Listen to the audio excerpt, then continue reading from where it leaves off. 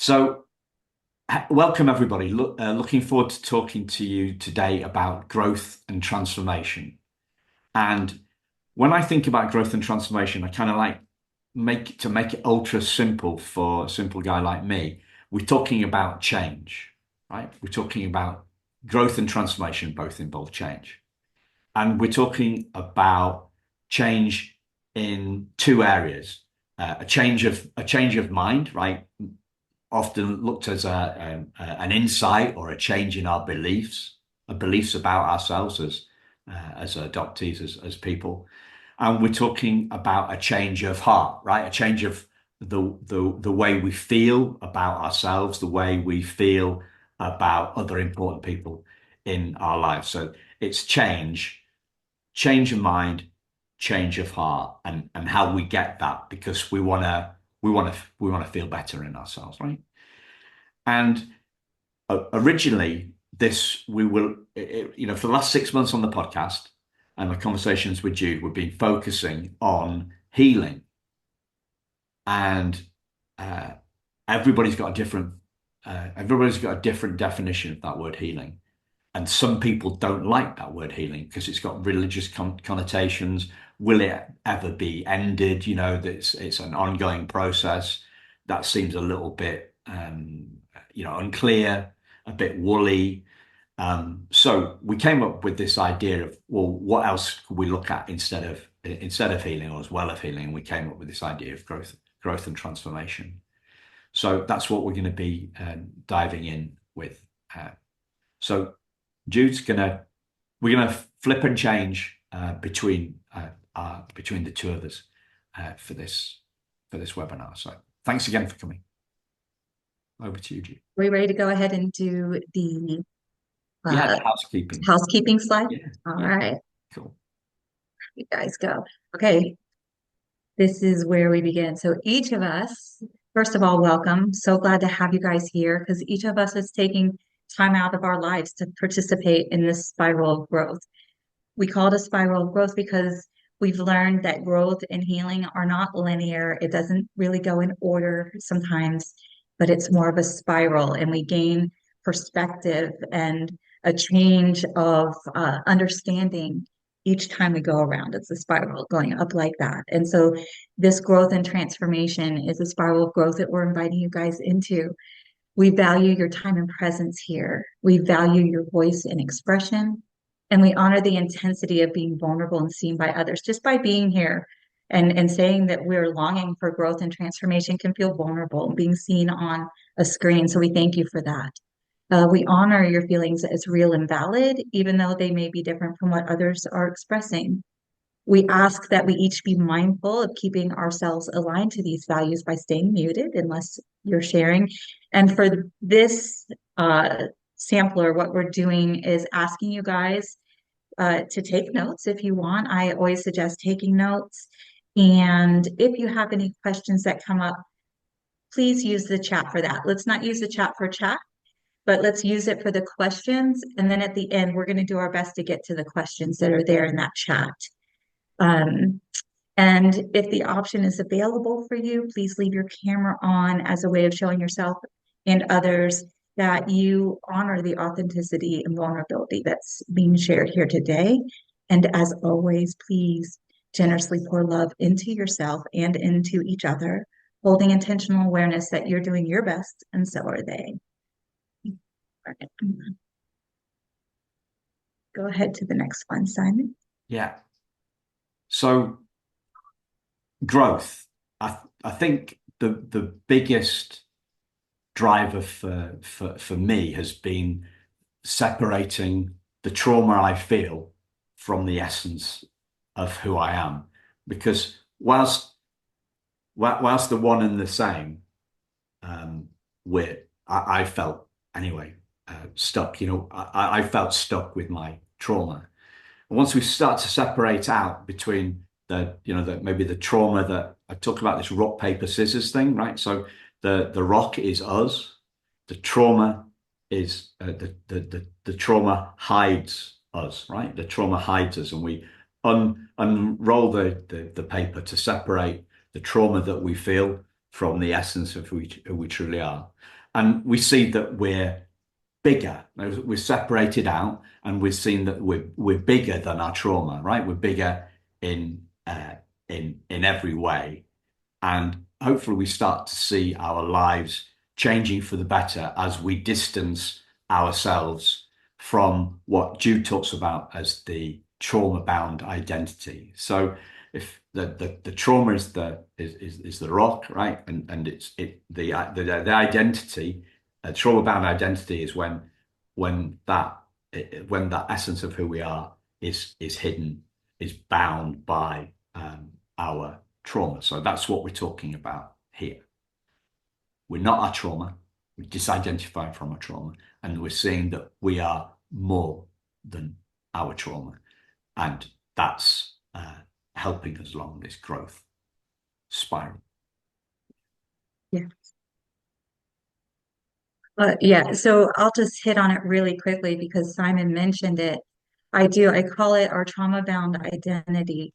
And for us as adoptees, because of the early age that our coping mechanisms, our fight, flight, freeze, and fawn were invoked, and that our identity was not formed prior, our identity and stories, narratives, the meanings that we uh, grew up with are really woven together. And so we do go through this process of seeing, having these insights and these moments that were not our trauma and begin to, as Simon said, disentangle it and differentiate what's me, what's the trauma.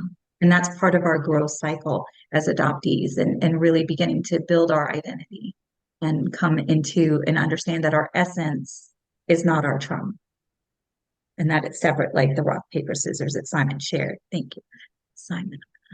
Head to our next page. So the seeing that moment is a big step in our growth. All right. What supports our growth is what we were just talking about. Number one, I think first and foremost, our insights. When we have those insight moments, one of our very well known languaging around this for in the adoptee community is coming out of the fog. It's that moment, right, that we first either realized that adoption, was something other for us than what we were told. For me, it was a moment where all the grief came up and out. And yeah, I was a massage therapist and realized immediately that it was trauma and started Googling adoption trauma because I was really sobbing, heaving, grieving over the loss of my biological mother at 51 years old. All of a sudden, she wrote me. That's what triggered it. But it was like, oh, there's all this in there. So it was a huge insight that set me on a very intentional journey of transformation, growth, healing of that specific root wound. So insights will give us kind of bring something that's unconscious into our consciousness so we can intentionally, with awareness, shift out of that old belief. So we can shift into life affirming beliefs. We can choose and create supportive connections. We have more awareness because of the insight, right? So now it's in our awareness. Now we can choose differently and we can do differently and create differently and change our life, change how we interact in our relationships with ourselves, with others, and with life itself. And also, what supports our growth is learning to self-care, self-love, self-nurture, and to really attune to ourselves. So what's neat about each of these is that, we started out with this trauma and no agency or say and a huge choice, a huge life-changing choice that was made for us at birth. But now we can take the insights and really begin to move into our agency and choose life-affirming beliefs, supportive connections and relationships. We can choose to move in more awareness and attune to ourselves with self-love and nurture. And that really will support our growth and propel us forward in ways that feel good for us. Anything else you'd like to add, Simon? Yeah. So these are the insights, right? So I was talking about a change, a change of mind. They've got all sorts of different words that mean the same. So aha moments, epiphanies, Yeah. epiphanettes, right? Little epiphany moments. When the penny drops for us, when we see something new. So this is back to the general theme of change. It's about a new thing, right? A new thought that comes to us uh, when we become aware of something new, and we're going to kind of run through some of the kind of like the insights that we have. What we're doing today is we're kind of creating a space for insights. When I'm running the podcast, I'm mining the guests for their insights. What is it that's helped them move along, right? And the hope is that their insights catalyze insights within you, the listener, if I'm doing the podcast.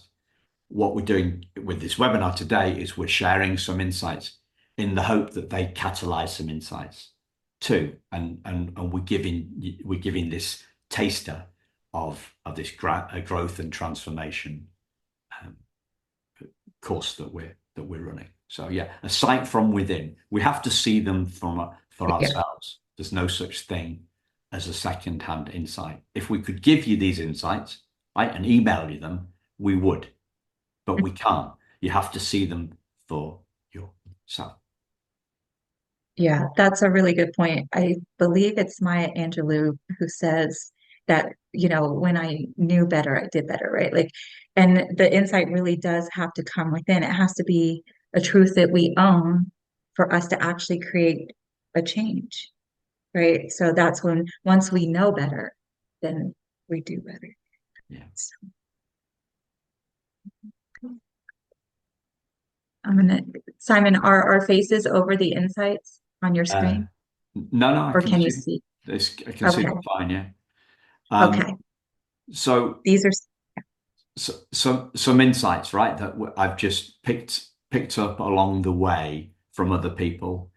And the most significant for one for me here is that second one, right? So my birth mother really loved me. So I'm 40. I find out that my the teddy bear that I've had um, for as long as I can remember is from my birth mother. I've been told that I was adopted, but when I was two, but I wasn't told where who the teddy bear came from. And for me, this anger came out. Right? She didn't love me enough to keep me. She gave me the teddy bear as a consolation prize, right? But a lot of anger and swear words, right? And then 8 years later, I I get my adoption file, and in there is a letter about the teddy bear from my birth mother. And it's a letter to the social worker, and as I read this letter, I feel her I feel her pain, right? I feel the power imbalance. I feel and read her love for me, and the tears are streaming down my face, right? And it becomes clear to me that my birth mother really loved me, right? So these are quite matter of fact as we've set them out here, but these are uh, big emotionally breakthrough, really big breakthrough moments, like a breakthrough moment when we see something. So I've gone from feeling unloved by her to feeling loved by her, and I've broken down to break free, and that is a huge insight that takes me along. So um, perhaps I put a little. Sorry, do you want to just pop? hold on, it just flipped on me. Okay, There we cool. go. So down at the bottom here on the insights page, we've got a question for you really to mull over. What have been your most profound insights? What new ideas have come to you that have helped you move along um, this growth and transformation process? Uh, I love this, the second to last one. I saw that on a web page the other day, right? A new narrative needs a new narrator. So we've got the adoption agencies saying one thing, or more than one thing. We've got them leading on some of the stuff that's going on. We've got adoptive parents saying another thing, and we're the narrators. We need to be the narrators for our stuff, right? So, but uh, if we come, I know for myself, if I was back in my kind of like angry phase, then I'm not going to be a really good communicator. I'm not going to be a narrator that people listen to, right? So I have to just wind it in a little bit, right? So that I can get my message across that I'm not cancelled. If we go anywhere near this advocacy piece, and the other people see where we're coming from, then they can kind of cancel us. They can ignore us. So, um, but these are insights that have helped people move on. Right. My worth is inherent. So the Thriving Adoptees logo, right? It's a diamond. It's a diamond. So that's a conscious reminder of your worth, right? So one of our biggest beliefs, we're going to get onto beliefs in a minute, that there's something wrong with us. And and and does that hold us back? Does that help us grow? We're going to talk about beliefs in a minute. So I don't know. Have you got anything else on that one, Jude? Uh, well, there's one that I think more recently really speaks to me is I didn't think I could be happy without getting all the answers about my past. I didn't think I could be happy, really be happy and enjoy my life fully, but I can. And uh, so that's been really a powerful shift for me. Yeah, that one. Yeah, we've got so many questions. We've had so Awesome. many of us had so many questions for so long, and we're hooked into that belief that we need the answers before we can move on. We're not comfortable in the unknowing, and there's always going to be more to know, right? We're going Yeah, to be what shall I say? We're going to be postponing our own happiness till we find some information. yeah, exactly. Why So postpone? yeah, we're putting our happiness on hold for some. We're looking for change. We're looking for change on the outside rather than change on the inside. Yeah. Thank you. So, what gets in the way? Beliefs. We often have limiting beliefs or beliefs that don't support our growth that, are pretty much part of our unconscious. And, like one of them, and we'll go over some on the next page, but one is that, I'll always be healing. I'll always, or I can't be healed, it's just never get to the other side of that. Our mindset narrative, like what are the stories that we have about ourselves, group think, and our unconscious or shadow beliefs, and identifying with our wounds. So again, that trauma-bound identity, the unconscious and shadow, those are the things that we often are unaware of. It can be, I've done a lot of archetype work. So the archetypes, like our victim archetype, our child archetype, prostitute, which doesn't mean what it sounds like. It means the point that we will sell ourselves to have something else. So like where we'll give up on something, like not being authentic and standing in our authentic truth to people please. That would be the prostitute shadow or archetype, because we don't want to, disgruntle friends, family. We don't want people to be disappointed in us. So we will not be true to ourselves in that moment. And then the saboteur. So those are the four archetypes everyone has, and we contend with them, and they can sometimes sabotage us. and sabotage our growth. And so that's the unconscious shadow. Simon, anything else here that you would like to Yeah. add before we Um, get into beliefs? so one thing that isn't on here that kind of sums it up again, looking at um, ultra simplicity, we say that I got in my way,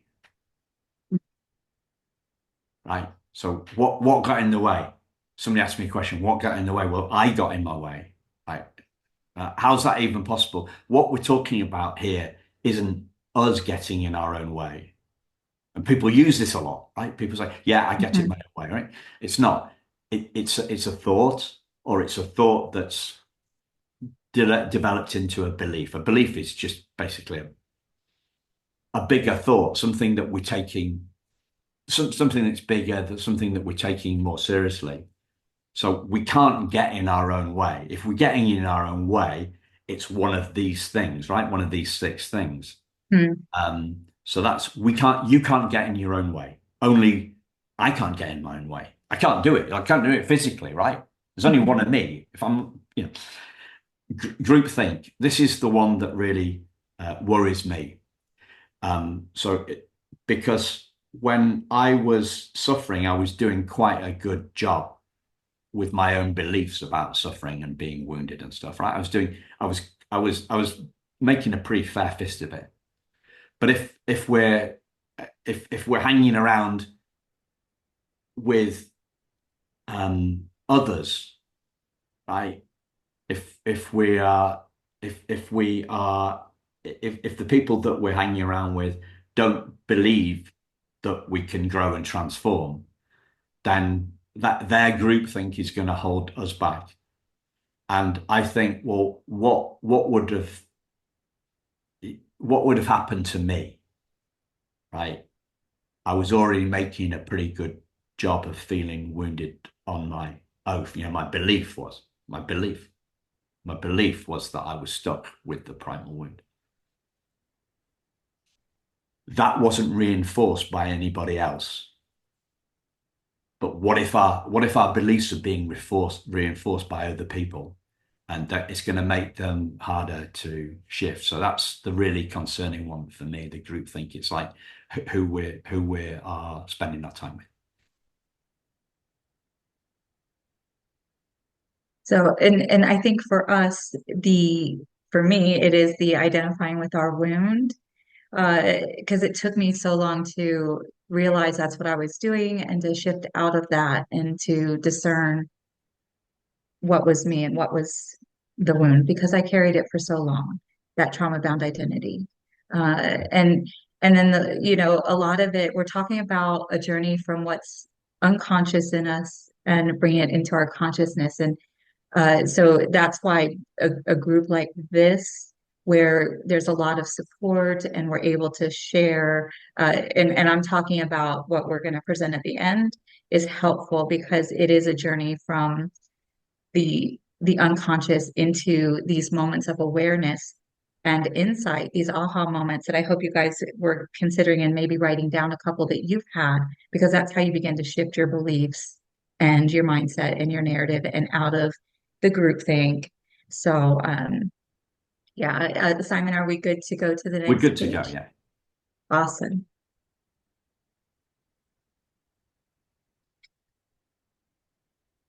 So we put these things down here, beliefs to bust.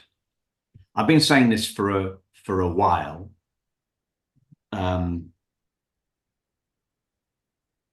we don't hear a lot about beliefs in the adoptee world, and yet our biggest challenge for so many of us is the belief that there's something wrong with us.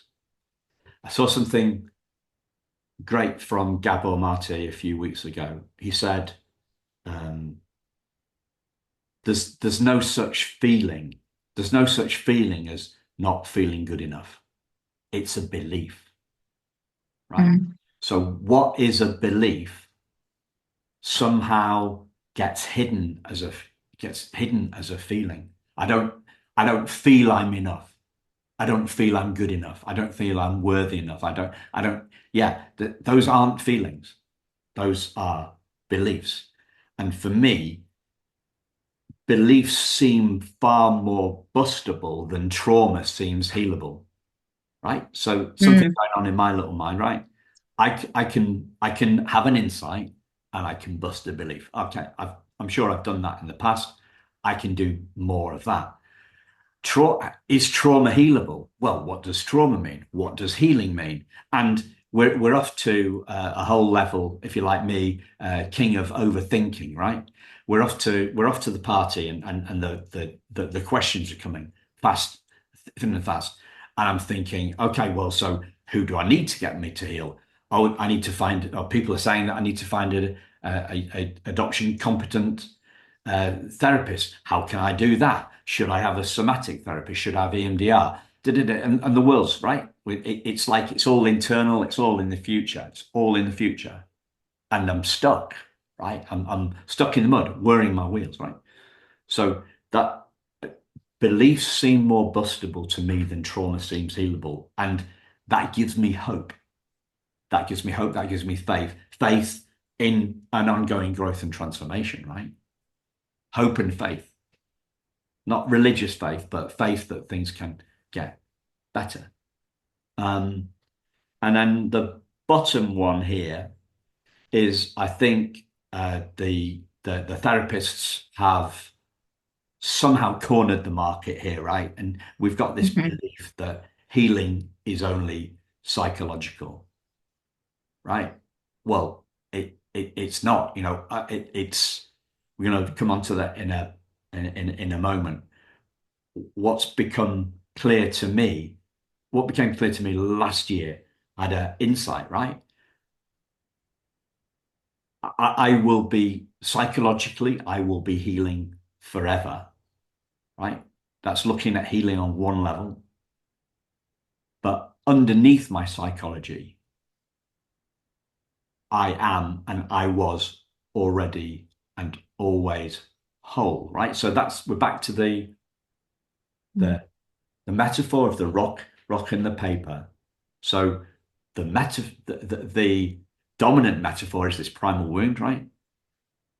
What the primal wound's saying is with, with rock, paper, scissors, is that we're the rock and the scissors can cut the rock and can wound who we are.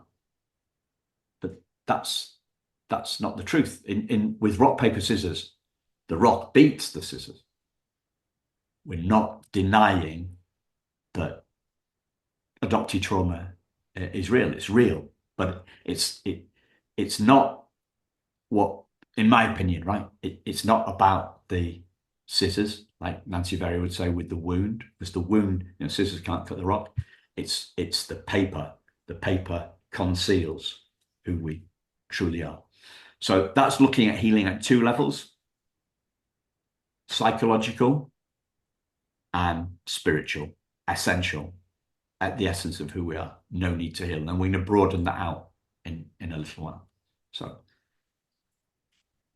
Yeah, so this list from Simon's work and my work were the beliefs that we see often within our community. And so I will never heal. I don't feel good enough or worthy enough. I've got every right to be angry. Being adopted is like being jailed for life. I am broken. Being adopted has damaged my essence, and healing is only psychological. We're often only looking at that area of healing when we're talking about healing. We're going to go to the next slide to talk about alternative beliefs. So these are some alternatives that we can shift into for those beliefs that were listed on the other page. These are I can heal, I can grow, I can transform, right? I am good enough, and beliefs can change. My anger is justified, and I prefer peace. I can be free. Underneath the trauma, I am whole. Being adopted has hidden my essence, but it didn't change it, right? It didn't damage it, just hid it from me. Healing, growth, and transformation are holistic instead of it being only psychological because we're a whole person. And we'll talk more about that. I can feel good in my body and happy with life. So for me, I think underneath the trauma, I am whole, uh, has been one of the most powerful belief changes. And then the work for me has been to connect to felt sense of my wholeness, right? Because having the belief is one aspect of growth and transformation. It's kind of the growth step, and the transformative step has been in me being taking the time to change my neural pathways into a felt sense of wholeness. And then that changes how I'm interacting, how I feel about myself, and how I feel about life. So that's been my most, I think, powerful shift of belief. Simon, do you have anything to add here before we go to the next Yeah, slide? a shift of belief is an Mhm. insight. A Yes, new neural pathway is an insight. We are high, people talk about this word neuroplasticity, right? That's our brain's ability to change. And yes, the brain changes through an insight. It happens once, and then maybe the neural pathway is worn over time, right? So it solidifies.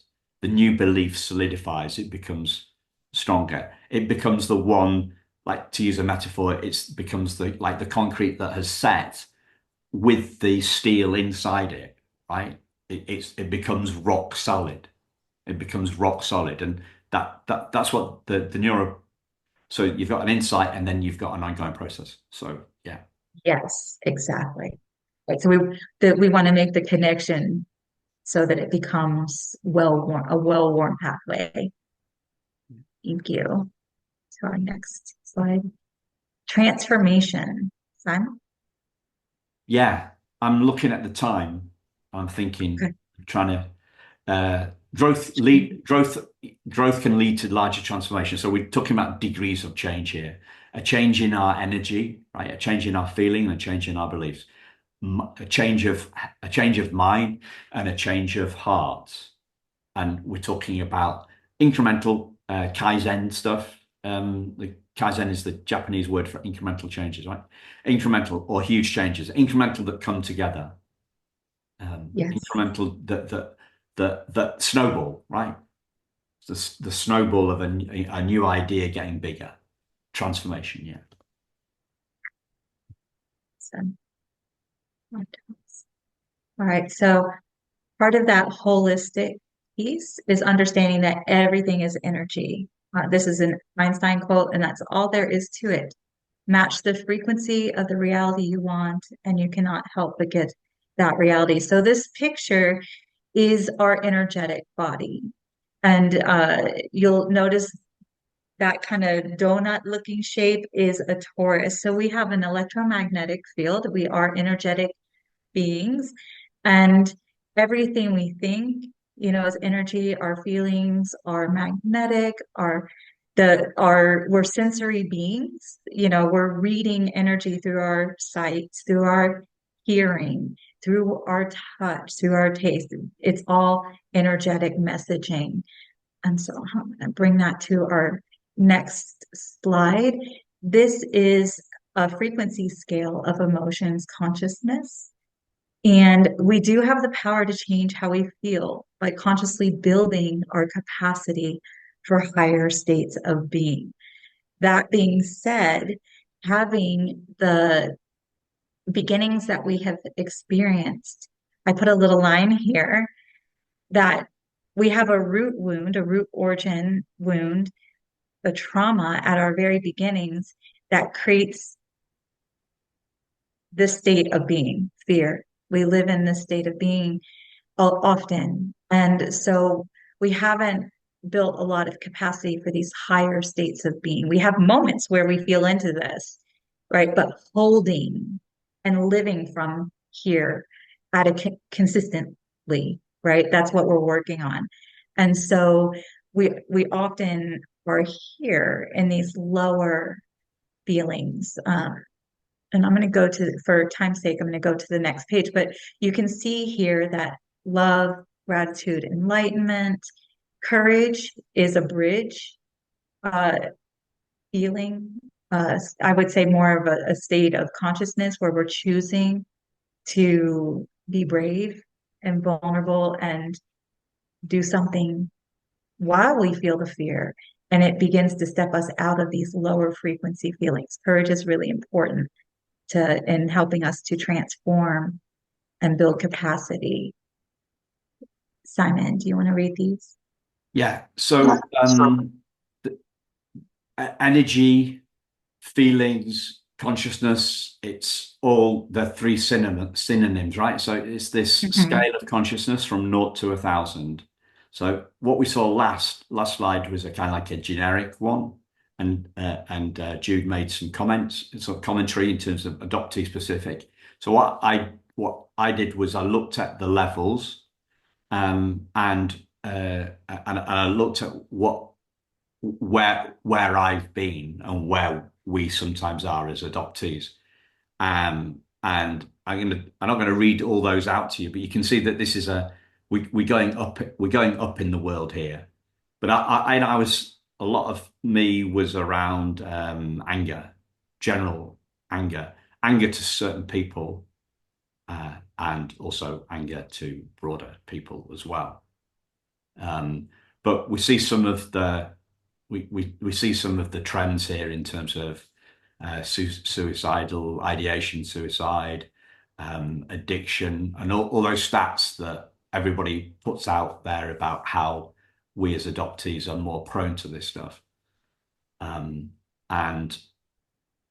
yeah, I can't heal. Number 50, I can't heal or change my existential wrongness. Well, I remember reading that 10 years ago, no, feeling that, thinking that,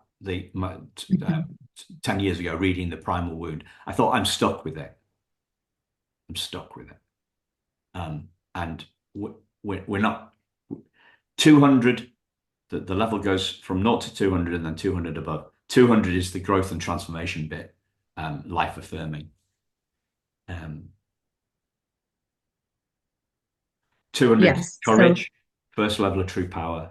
You want to grow and transform. What got you here today, right? So you saw something that Jude posted or something that I posted, and you thought, I'll give this, or you saw something on Eventbrite, and you thought, yeah, um, I want to grow and transform. So that perhaps subconsciously is, or consciously, that's what got you here today. Yeah. Um, and we're climbing we're climbing this ladder. We're creating a space for this ladder. We're showing you the whole scale, and we're showing you yes, we're not just staying um, in that bit, lower states of consciousness. lower states of consciousness, right? So I remember something from my being coached, talking about BED, blame, excuses, and denial, right? And then we're talking about rowing earlier on, you've got or ownership, accountability, and responsibility. So we're not stuck.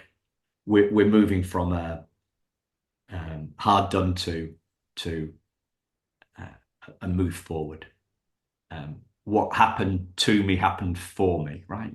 We're moving Yeah. forward. Towards, we're going, yeah, Yeah. And so some of the work that we would be doing in the growth and transformation would be helping you guys to make connections to these higher states of being and working on building, differentiating them and building capacity and connections so that you can hold higher states of being in your body.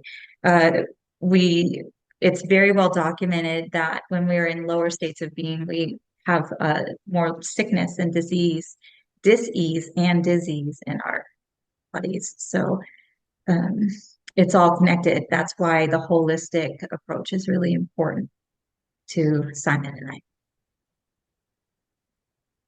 Anything else on this page? no, we're good. I think we're All good. right. Okay. Awesome. So that brings us to growth and transformation or holistic. Uh, so often, we have therapy is very big in our culture, in our society at large. And I have done a lot of therapy and it has been helpful, but it doesn't address everything. It doesn't address every part of me. It's really focused here on the mind.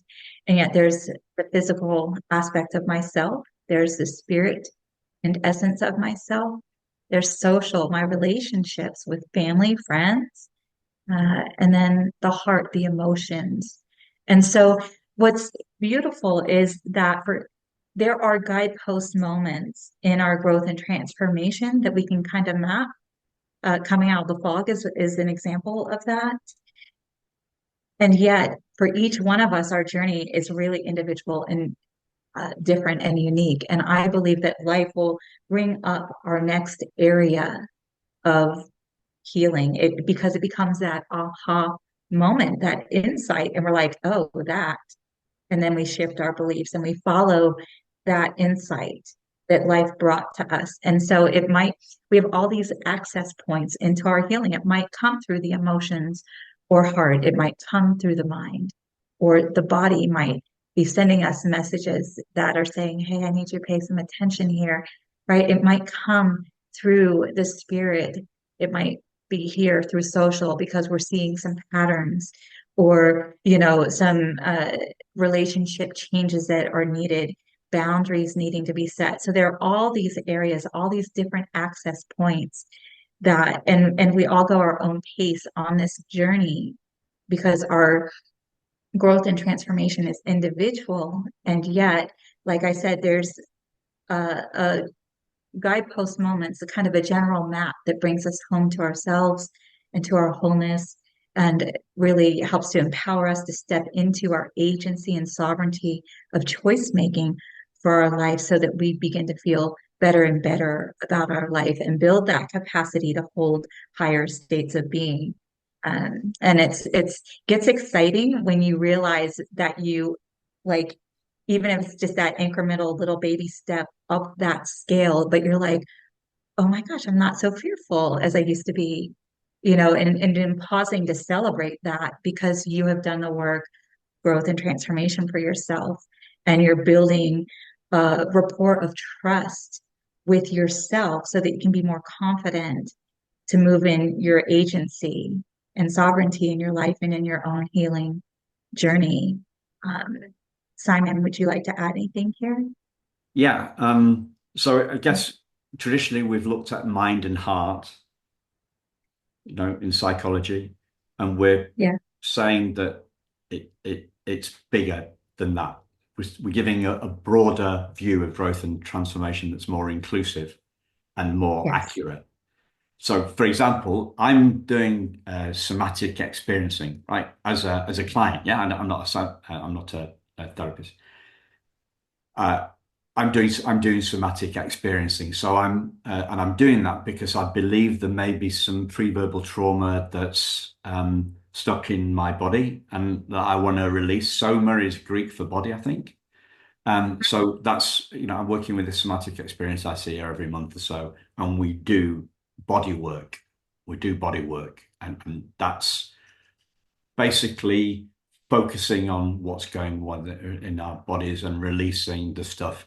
Because as Bessel van der Kolk says, the body keeps the score, right? But there's only like I can only find one somatic experiencer within 2 hour drive of me, right? But there's a gazillion therapists, right? But the somatic stuff is I believe really big for us because we're talking about pre-verbal trauma with stuff that's in our cellular memory. Yeah, you can't, if we haven't got words for it, um, if we haven't got words for it, then how can we express it um, within talk therapy? Talk therapy doesn't work for pre-verbal trauma because we have no words for it. We just have that feeling within our bodies. We get that sickening feeling in the pit of our stomachs. That hmm sort of stuff. Yeah. Yeah, most definitely.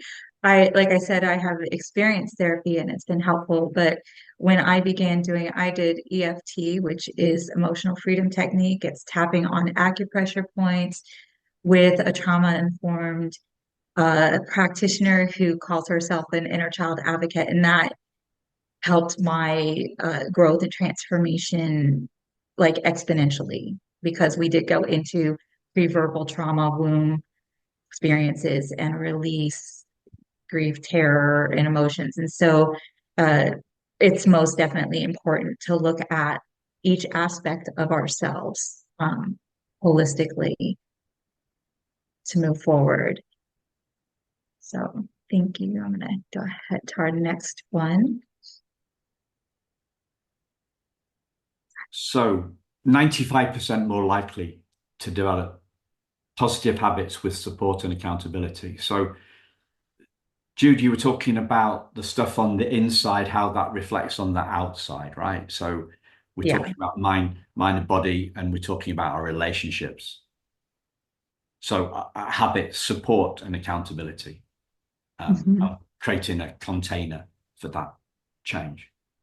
Um, Yes. So part of what Simon and I have created is it's a 6 month container group, and it will be obviously supportive, but also with that support and account, it comes with a little accountability, and we are 95% more likely to create change in our lives. When we're just doing it alone, it takes a lot longer. There's an amplification process that happens when we have others that even it's 65%. Like if you had a neighbor that you said, "Hey, I'm going to start walking in the mornings." If you said that just to yourself, the chances of you following through are a lot less. If you just even told a neighbor, you're 65% more likely to actually get up and start walking in the mornings. So, but if you have a group where you're setting these intentions for yourself and you're working together and you're encouraging each other, you're 95% more likely to have the change that you're hoping for. And so that's part of what we've created intentionally. And so, like I said, it's 6 months or 24 weeks. And we've set it up. There's the first 2 weeks are focused on holistic, what it means, healing, how we can support that.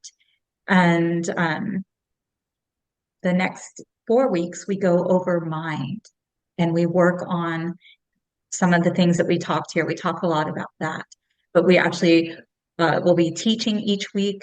And then there's a support private Facebook group that for support. And I'll probably be posting little videos in. We'll do embodiment practices, right? Because the body, which would be the next 4 weeks, is hugely important also in our journey. And then 4 weeks on the heart. So, and you can see what falls into these. So each week there's something special that we'd be focusing on and working through together. And then social relationships for 4 weeks. We'll talk about sacred boundaries and boundarying not out of reaction, but from a heart-centered space, communication, all these things listed here. And then the next 4 weeks would be spiritual, and that's that inner journey, knowing ourselves, sovereignty, uh, our essence, and building that relationship within. And then the integration would be the last 2 weeks. So in our growth and transformation journey, I was talking about the map. Part of the map includes whenever you have had an aha moment and you've shifted your beliefs.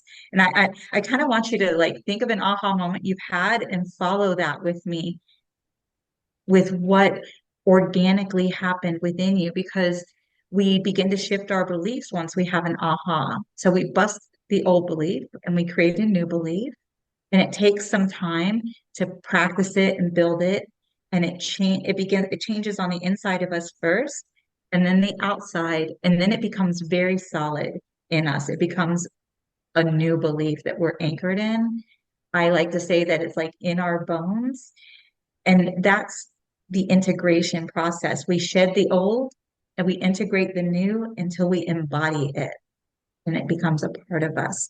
So this is what we would be going over slowly because growth takes time. And so just taking time for, 6 months to go over all of this with the people who sign up. Simon, do you have anything to add here?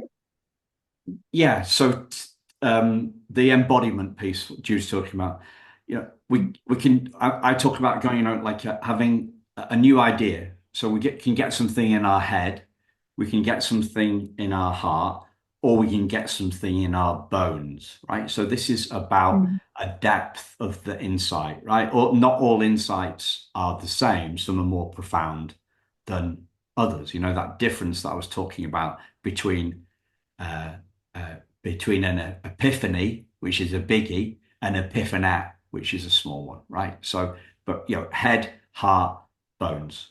Um, Yeah, I really like that head, heart, bones. Yeah. All right, we'll go on. Right. What to expect. So there would be weekly learning and we would record it. So for those that could make a live, that's great. And it would be recorded so people can watch it at whatever time is most convenient for them because we all are in different places in the world and there will be practice. There'll be guided support and mentorship with Simon and I and group support with those who come in and join and light accountability, supportive accountability. But just by being the support, there's accountability by saying it out loud and working together, right? Like it's kind of collaborative. And there'll be a dedicated Facebook group for support. So if there's questions that come up, right? And in that group, we'll be posting during the week and just doing supportive type things there. And, Simon, you want to and then, finish us yeah, up and then we can answer questions? so we're starting 2 weeks today, right? We're going to be Hmm. running every Wednesday for 24 weeks, an hour each week. And we've put a price down of £75 per month for 6 months. And we're doing 12 places on this first cohort. And then this is the first time that we've run it. I've been running webinars for a couple of years now. Jude's been doing trainings for 4 or 5 years, I think. So, but this is the first time. Probably 10, yeah. Sorry, Yeah, probably 10 years, 10, right? Okay. but five with I adoptees. underdid you. I underdid you, yeah. Well, yeah, five with adoptees. So you're 5 with correct here. adoptees, yeah. So we're putting this. So we're putting it as a special price for this first cohort, and we're limiting the first cohort to only 12. And you can go on if you want to register. You go onto the website, which is thrivingadoptees.com, and on the homepage, if you just scroll down, so there's a picture of me and my teddy bear, and then you'll see a little logo that says growth and transformation. And then underneath that, click on a button, and it'll take £75, and each month it'll take £70, £75 off you, unless you don't like it and you cancel it, right? You cancel it. You are only committing to 6 times £75. It's a 6 month container. If you like it and you going along with it, that's what's going to take out. But if you don't like it after the first month, just cancel it, and you won't be charged. Um, uh, yeah. Right. Okay, So I'm going to stop our share screen. We'll come back and look at the questions. I saw a whole bunch popping in there all of a sudden. I was like, "Ooh, great. All right. Okay. I'm currently doing somatic therapy, and I would say it's the best thing I've been doing for yourself. That's awesome. That was Amy. Yeah, somatic experiencing is profound. It can be really profound because you'll see like some of the beliefs, the narratives, where it's in your body, and then just the releasing component. Um, let's see, it's hard to. My problem is when I talk about my experience and the human rights violations in adoption, people start to get nasty and abusive and disenfranchise me. So I'm doomed either way. Oh, like Kathy. I'm like, where's Kathy? Okay.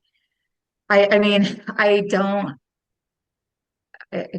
feel like I'm have like I think there are going to be situations, and this would for me, this would fall under stepping into our own agency. There's going to be situations where we know that people are going to not respond well. And so we have choices to make around what our nervous systems can handle in that moment. And there may be some moments where we're feeling really solid and strong and grounded, and we can handle those responses.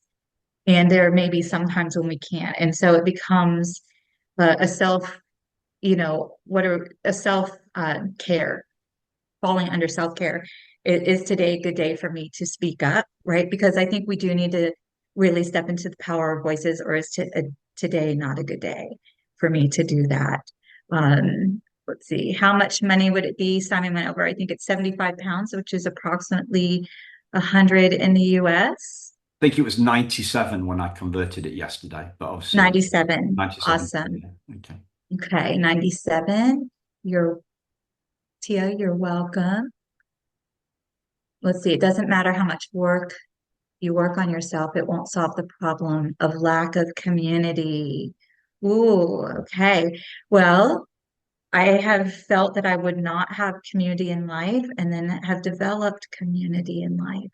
And I think what can be hard is right now, at least for me, a lot of my community is online, right? So because I just moved, I'm wanting to create in-person community.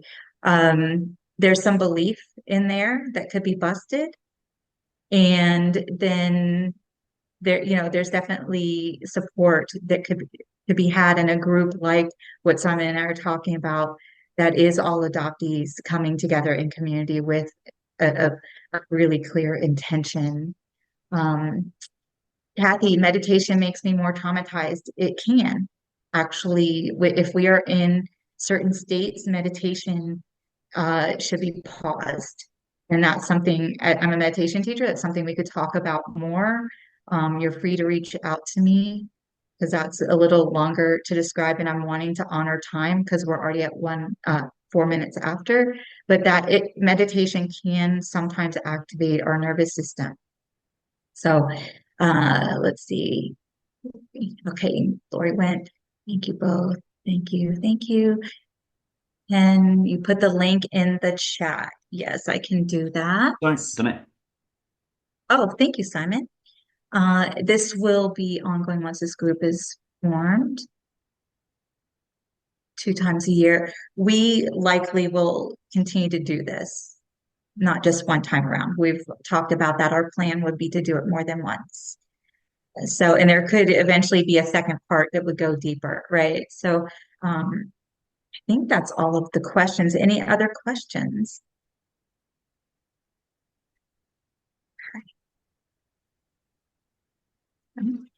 Cool.